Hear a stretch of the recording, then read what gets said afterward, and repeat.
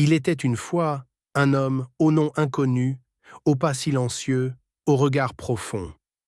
Dans un village où les cloches sonnaient chaque dimanche, où les prières montaient comme l'encens, il arriva un matin, valise en main, sans bruit ni éclat.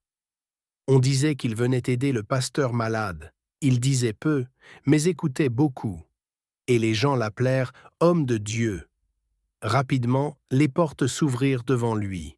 Non pas des palais, mais celles des cœurs blessés. On venait frapper chez lui tôt le matin et tard dans la nuit.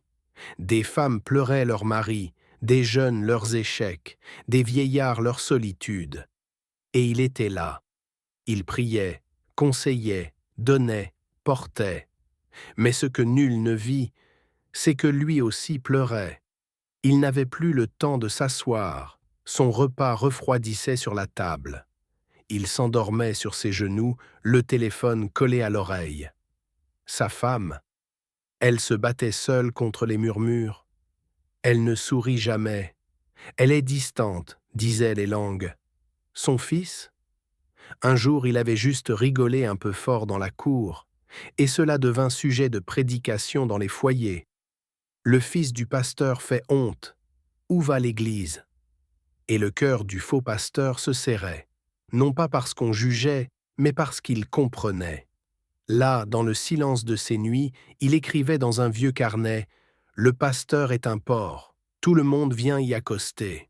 Mais qui vient réparer le porc quand il s'effondre ?» Puis un jour, il décida de parler. C'était un dimanche. L'église était pleine. On chantait, on dansait, on attendait une parole, forte, tranchante, prophétique. Mais il prit la parole et retira doucement le collier pastoral de son cou. « Je ne suis pas pasteur, je suis venu apprendre. Apprendre ce que vos pasteurs endurent en silence. J'ai vu leurs genoux usés par la prière, leurs regards fatigués, mais toujours aimants.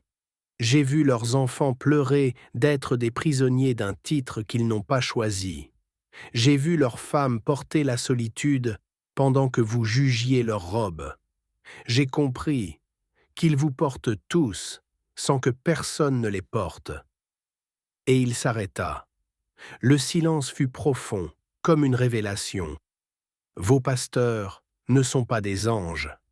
Ce sont des hommes, mais des hommes qui disent oui quand tous diraient non. Honorez-les, aimez-les, ne les jugez pas trop vite, car eux aussi ont besoin d'amour.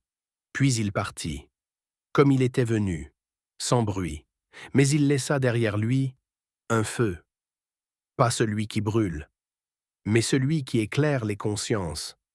Le manteau pastoral n'est pas une couronne de gloire, c'est souvent une couverture trouée d'où s'échappe la douleur. Alors, si tu aimes ton pasteur, prie pour lui.